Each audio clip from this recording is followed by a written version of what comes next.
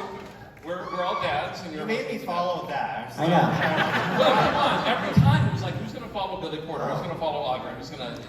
Weren't you a theater major? I was. Okay, so hold on. No!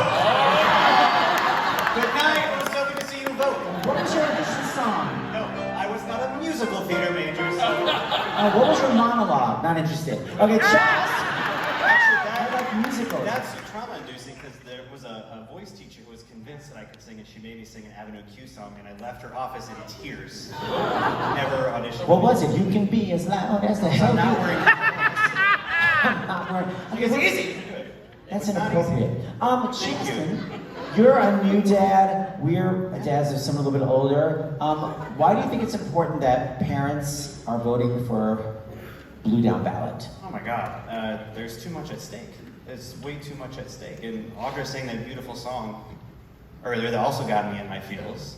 And that lyric, that children will look to you for which way to turn, to learn what to be. I mean, that is, to me, that's the reason I became a dad. It's the reason I was a teacher, because I want to leave things better than they are. I want my kids to have a brighter future. I care about the climate, the things that we leave behind for them. My daughter to have more rights than our generation or her grandmother's generation, but it's also, you know, our kids just started preschool, and I can't get the images out of my head when I drop them off at preschool and I leave that door, and I can sense myself checking the door, that it locks when I leave. I was a middle school teacher, I ran the lockdown drills, and now here my kids are at school, and it matters very much that we elect people who are going to take gun violence very seriously. Yes.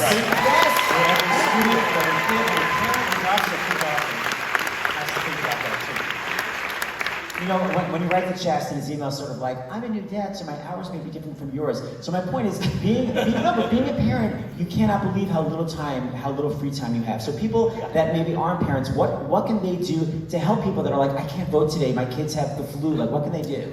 Well, yes, please send the postcards, please phone bank, please talk to the people in your family, but there are two things I really, really want you to do. I really want you to get comfortable being uncomfortable right now. There are 3 weeks left. I grew up in rural northern Michigan. We were told not to talk about politics. You don't want to ruffle any feathers. You have to ruffle some damn feathers. Yeah. Right now. You have to roll up your sleeves.